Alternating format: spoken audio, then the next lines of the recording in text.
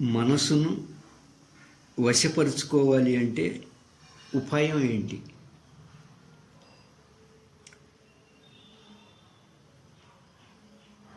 సత్సంగత్వే నిస్సంగత్వం, నిస్సంగత్వే నిర్మోహత్వం, నిర్మోహత్వే నిశ్చలతత్వం, నిశ్చలతత్వే జీవన్ముక్తి. భజ గోవిందం భజ గోవిందం అని ఆది శంకరాచార్యులు వారు బోధించారు. అలాగే మనసు నిలవనిదే మరిముక్తి లేదయా విశ్వదాభిరామ వినురమేమ అని వేమన గారు చెప్పారు. అటువంటి మనసును వశపరుచుకోవాలి అంటే ఉపాయం ఏంటి? సమస్త కార్యాలకు మనస్సే ప్రధానం. మనస్సు ఉంటేనే 10 ఇంద్రియాలు పనిచేసే విధానం ఉంటుంది. దశేంద్రియాలు పనిచేస్తేనే లోక వ్యవహారం సాగుతుంది. అంటే ఏ వ్యవహారానికైనా సరే మనస్సు అనేది ప్రధానంగా ఉండాలి. మనస్సు లేకున్నా ఇబ్బందే, దాంతో కూడి ఉందాము అన్నా ఇబ్బందే. మనసు లేకుండా ఉన్నా ఇబ్బందే, దానితో కూడి ఉందాము అన్నా ఇబ్బందే. ఇట్టి మనసును ఎలా వశం చేసుకోవాలో మహాత్ములు అందిస్తున్నారు. ఆ మార్గమే యోగ మార్గము, ఆ మార్గమే ధ్యాన మార్గము. అయ్యా, బ్రహ్మానందమును పొందాలి అనే ఉద్దేశము గల వారికి, అంటే వ్యవహారం సాగించే వారికి మనసు అదుపులో ఉంటేనే చక్కగా ఉండగలుగుతాం. అలాగే బ్రహ్మైక్యము లేదా బ్రహ్మానందము పొందాలి అనే ఉద్దేశము కలవారికి కూడా మనసు వారి యొక్క అధీనములో ఉంటేనే ప్రశాంతమైన జీవనం గడిపే అవకాశం ఉంటుంది. మనసు అనేది వశం తప్పి ప్రవర్తించినంత కాలము వ్యవహారం చేసేవారికి ఇబ్బందే. బ్రహ్మానందము లేదా ఆత్మానుభూతి పొందాలనుకున్న వారికి కూడా ఇబ్బందే. అందువల్ల మనసును మనం చక్కగా మన వశంలో ఉండాలి అంటే దానికి మహాత్ములు చెప్పింది ధ్యాన ప్రక్రియ. అందరూ చేయాల్సిన ప్రక్రియ ధ్యానము. అలా వశపరిచి ఉంచే మార్గమే యోగ మార్గము. అంటే అలానే మనం మనసుని వశపరుచుకోవాల్సి ఉంటుంది అన్నారు. అట్టి మనసు వశం కాకపోతే మాత్రం వ్యవహారంగా వెళ్ళాలనుకున్న వారికి, పారమార్థికంగా ఆత్మానుభూతి పరంగా వెళ్ళాలనుకునే వారికి ఇరువురికి ప్రశాంత జీవనం ఉండే అవకాశం లేదు. బ్రహ్మములో లేదా ఆత్మలో చేరాలనుకునేవారు, వ్యవహారంలో ఉండేవాళ్ళు ఆనంద ప్రాప్తి పొందాలి అంటే ఈ మనసు వశం కావాల్సిందే అండి. అయితే మనసు చూస్తేనేమో పక్షిలాగా వేగంగా వెళ్ళిపోతూ ఉన్నది. దాన్ని వలవేసి పట్టుకొనిదే, అంటే ఒక ఉపాయంతో పట్టుకొనిదే వ్యవహారంలో ఉండేవాళ్ళు ఆనందంగా ఉండలేరు. ఆత్మానుభూతిని పొందాలి అనుకునే, పారమార్థికంగా వెళ్ళాలి అనుకునే వాళ్ళు కూడా ఆనందంగా ఉండలేరు. మనసులో చేరి ఉన్న వాసనలను ఆసరాగా చేసుకొని మనసు అనేక ఆలోచనలు చేసేదానిగా పోతా ఉన్నది. కాబట్టి మనసులో కలిగే ఆలోచన పరంపరలను గనక ఆపగలిగితే మనసు అనేది మనకు వశమయ్యే అవకాశం ఉంటుంది. అది వశం కానంత వరకు ఎవ్వరూ ఏదీ పొందే అవకాశం లేదు. కాబట్టి శాస్త్రాలన్నీ కూడా ఈ మనసు చుట్టూనే తిరుగుతూ ఉంటాయి. అది ఒక్కటి వశమైతే ఏదైనా సాధించే అవకాశం ఉన్నది. వశం కావాలి అంటే యోగ మార్గమే శరణ్యం, ధ్యాన మార్గమే శరణ్యం. అయితే మిత్రులారా, ధ్యాన సాధనకు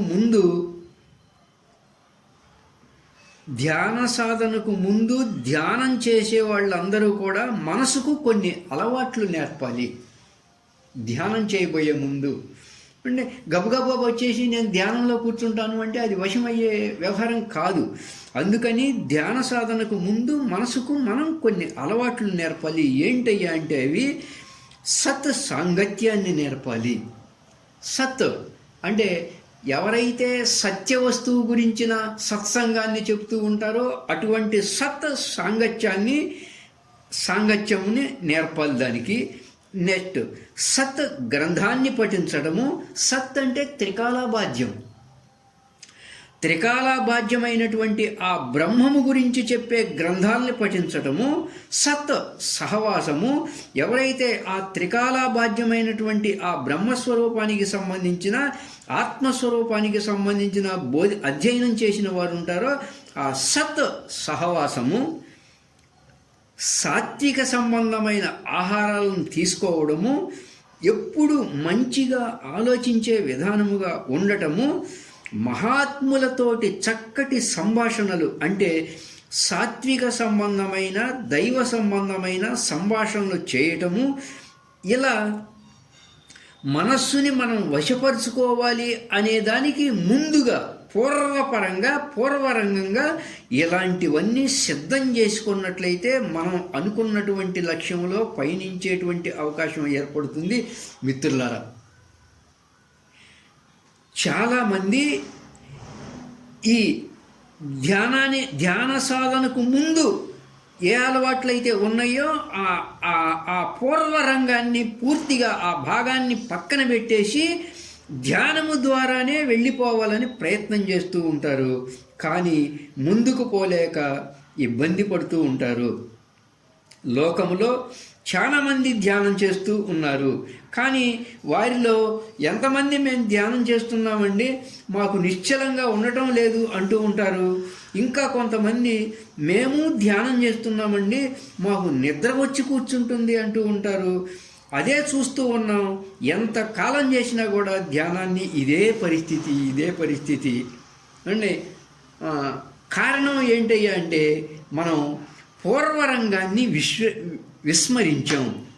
అంటే పూర్వరంగము అంటే ధ్యాన సాధనకు ముందు సత్సాంగత్యము, సత్ గ్రంథాన్ని పఠించడము, సత్ సహవాసము, సాత్విక సంబంధమైన ఆహారాలను తీసుకోవడము, ఎప్పుడూ మంచిగా ఆలోచించే విధానముగా ఉండటము, మహాత్ములతోటి చక్కటి సంభాషణలు అంటే సాత్విక సంబంధమైన సత్య సంబంధమైన దైవ సంబంధ సంభాషణలు చేయడము. ఇలా మనసును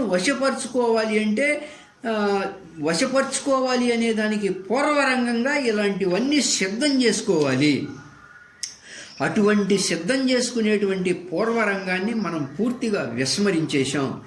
జ్ఞానేంద్రియాలతో చేసేవన్నీ మనసుకు చంచలం కలిగించేవిగా ఉన్నాయి. అవే అందిస్తూ ఉన్నాం మనం మనసుకు కూడా.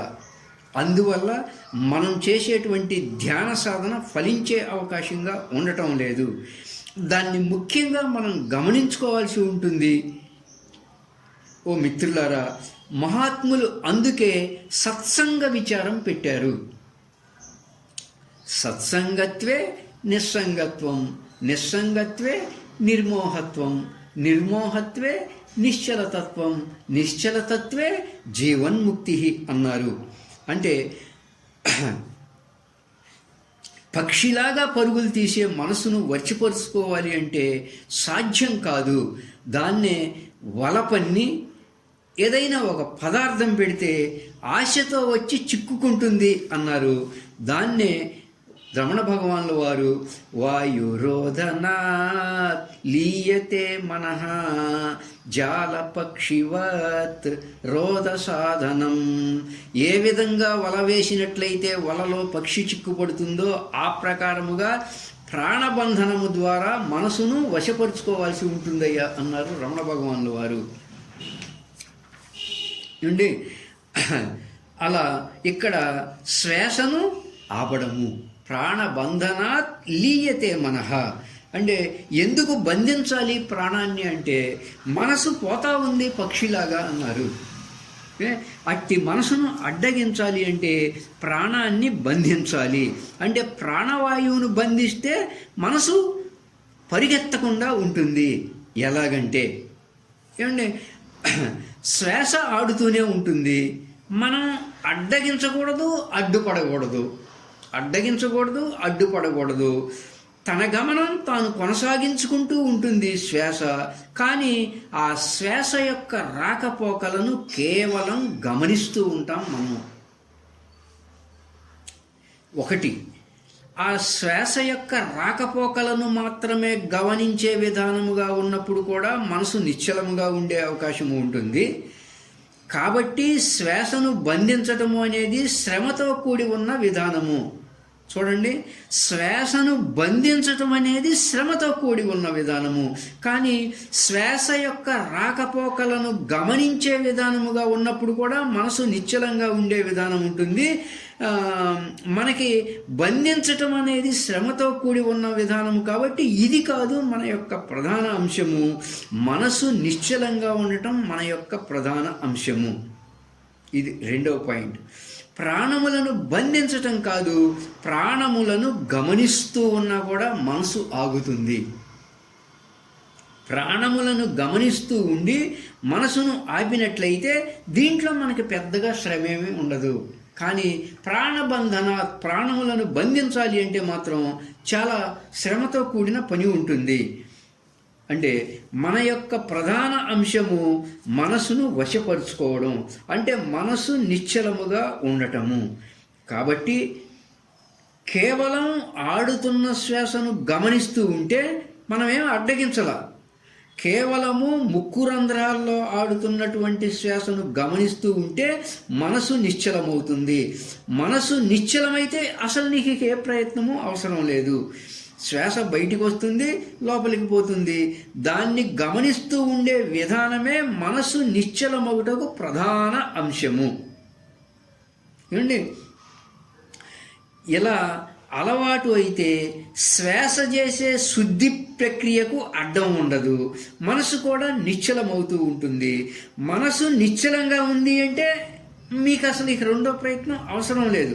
శ్వాసను గమనిస్తూ ఉంటే చాలు. ముఖ్యంగా మనసు నిశ్చలం, నిర్మలం, అంతర్ముఖం కావాలి. ఆ ఆత్మలో లీనం చేయించాలి. అదే మన లక్ష్యము. అంటే బ్రహ్మైక్యం పొందే వాళ్ళైనా, వ్యవహారంలో ఉన్నవారైనా ఈ సాధనతో ప్రశాంత జీవితము గడపవచ్చు. అందుకని ఆయన ఏమన్నారయ్యా అంటే, రమణ భగవానుల వారు ప్రాణబంధన లీనమానసం ఏకచింతనా నాశమేత్యదః. ఏమండి, ప్రాణములను బంధించినట్లయితే మనసు లీనమవుతుంది. ఏకమై ఉన్న దాన్ని చింతించినట్లయితే అసలు ఆ మనసు నాశనమవుతుంది అన్నారు. అంటే మనసును తీసుకువచ్చి ప్రాణముతో అనుసంధానము చెయ్యి అనేది ఇక్కడ పాయింట్. దానివల్ల ఏమవుతుంది అంటే ఈ పంచేంద్రియాలతో సంబంధం ఉండదు. వ్యావహారికమై ఉన్న ఈ విశ్వజగత్తుతో సంబంధం తెగిపోతుంది.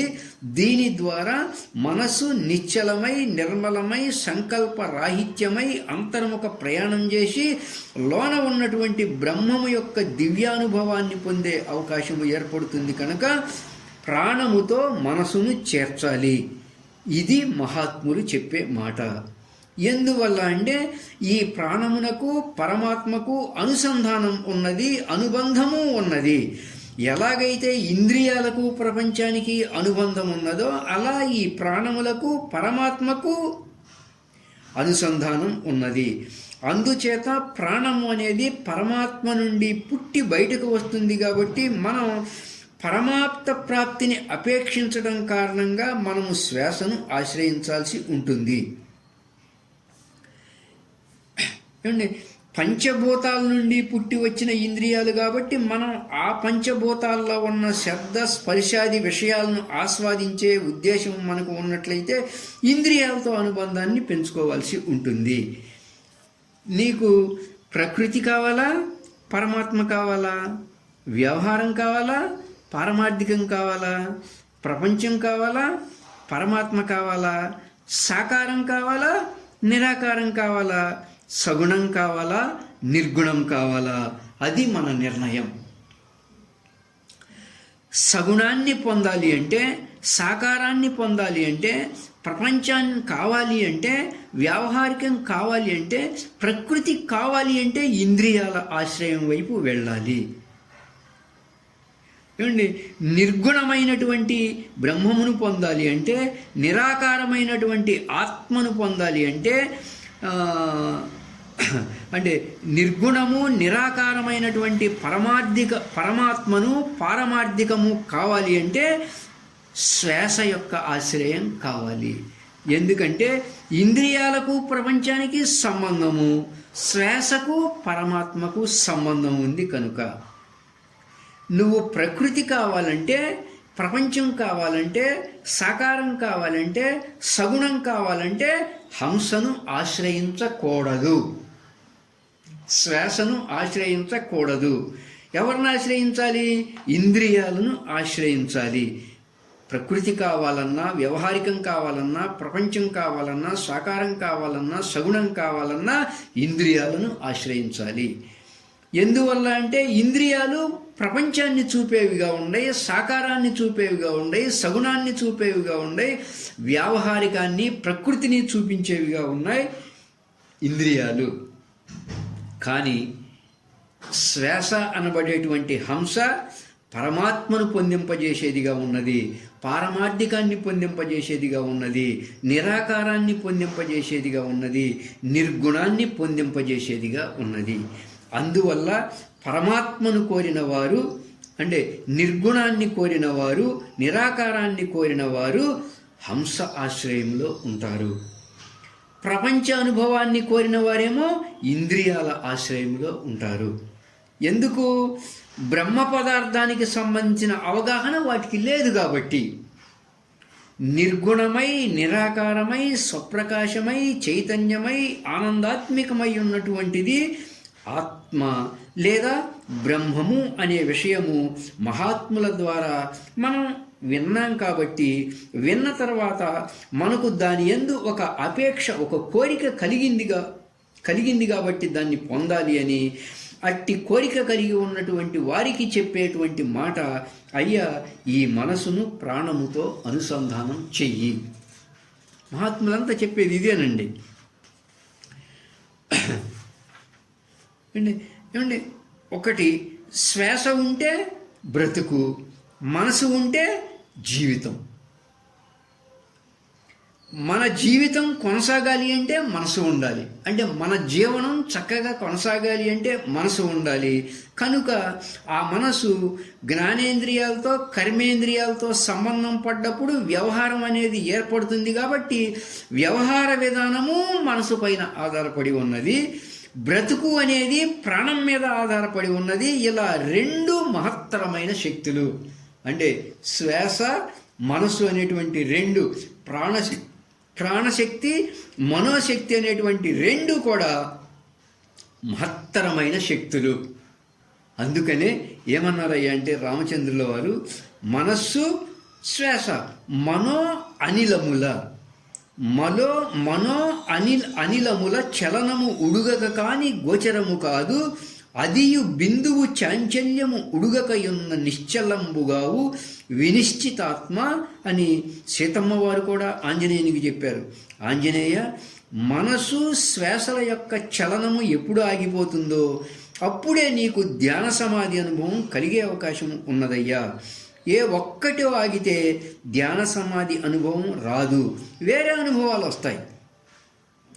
రెండు కలిసి ఆగితే వచ్చే అనుభవం వేరు.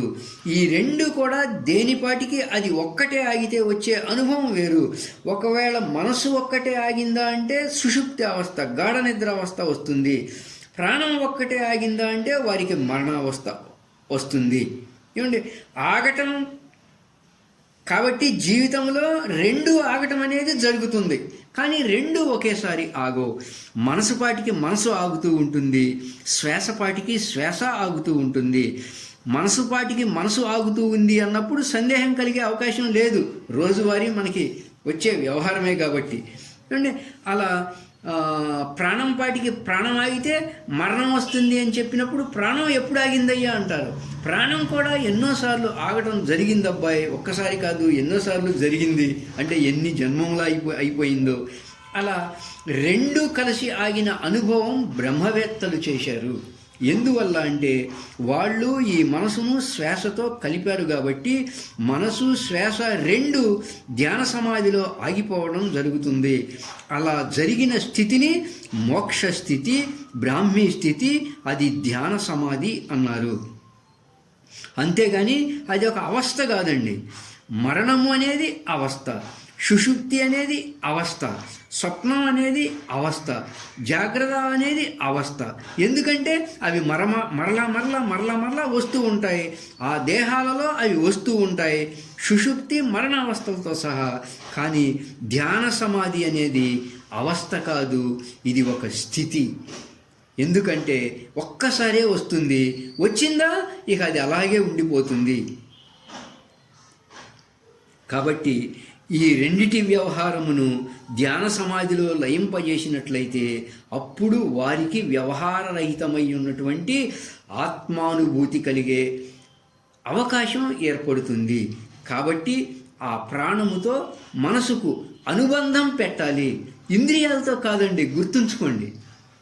ఆలోచనలతో, ఇంద్రియాలతో విషయాలను ఆస్వాదించే అలవాటు గల నిరంతర మనసును తీసుకువచ్చి మనలో ఉన్నటువంటి శ్వాసతో అనుసంధానం పెట్టగలగాలి. అది బంధనము. మనసు అనేది ప్రాణముతో అనుసంధానం అయ్యింది అని అర్థం. అలా శ్వాసను గమనిస్తూ ఉన్నట్లయితే ప్రాణము మెల్లగా ఆగిపోతూ ఉండటం జరుగుతూ ఉన్నది. అలా ఆగిపోయినప్పుడు దాని ద్వారా ధ్యాన సమాధిని పొందటం జరుగుతుంది. శ్వాసను గమనిస్తూ ఉన్నట్లయితే మనసు ఆగిపోతుంది. ఇది శ్రమ లేకుండా ఉండే విధానము. దీనివల్ల మనసు అనేది తన యొక్క వృత్తుల నుంచి, పోయినసారి చెప్పుకున్నాం పంచవృత్తులు అని, ప్రమాణ, విపర్యయ, వికల్ప, నిద్ర, స్మృతి అనేటువంటి వృత్తుల నుంచి విడబడుతుంది. మనసును ప్రాణముతో పెట్టాము అంటే దాన్ని యోగము అన్నారు, అది యోగ మార్గము లేదా ధ్యాన మార్గము. ఆ మనసును ఇంద్రియాలతో పెట్టాము అంటే దాన్ని భోగము అన్నారు, అది భోగ మార్గము అండి. భోగ మార్గము ద్వారా ప్రపంచం అనుభవానికి వస్తుంది, భోగ మార్గము ద్వారా ప్రకృతి అనుభవానికి వస్తుంది ఏమండి. ధ్యాన మార్గము ద్వారా ఆత్మ తెలియబడుతుంది, ధ్యాన మార్గము ద్వారా విశ్వ చైతన్యమైనటువంటి బ్రహ్మము తెలియబడుతుంది. కాబట్టి మనసులో ఏ వృత్తులు లేకుండా చేయగలిగే విధానము ఆ మనసును శ్వాసతో అనుసంధానము చేయడము. మనసు అనే దాన్ని శ్వాసతో పెట్టడం అనే పుటం వేయటం ద్వారా అనేక జన్మలుగా చేరి ఉన్నట్టి మనసులో ఉన్న దోషాలు ఏవైతే ఉన్నాయో అన్నీ తొలగించబడతాయి. తొలగింపబడ్డప్పుడు ఆ మనసు అనేది ఏమవుతుంది? అంతర్ముఖత్వమును పొంది నిశ్చలత్వంలోకి వెళ్ళిపోతుంది. ఇలా ఎప్పుడైతే నిశ్చలమైన స్థితి కలుగుతుందో అప్పుడు శ్వాస, మనసు రెండు సుషుమ్నా మార్గంలోకి ప్రవేశిస్తాయి. సుషుమ్నా ద్వారము నుండి పుట్టి బయటకు వచ్చేటువంటి ఆ శ్వాస నివృత్తి మార్గములో సుషుమ్నా ద్వారములో ప్రవేశిస్తుంది. ఆ శ్వాస సుషుమ్నా ద్వారంలో ప్రవేశించినప్పుడు శ్వాసతో కూడా మనసు ఉన్నది కాబట్టి ఈ మనసు కూడా సుషుమ్నా మార్గములో ప్రవేశిస్తుంది.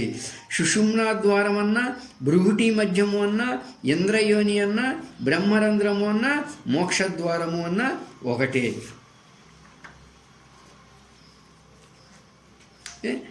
అంతటా అంటే ఆ సుషుమ్నాయందు మాత్రమే బ్రహ్మమును పొందటం జరుగుతుంది. బ్రహ్మము అంతటా వ్యాపకమై ఉన్నది. అంతటా ఉన్నటువంటి బ్రహ్మమును పొందే అవకాశము లేదు.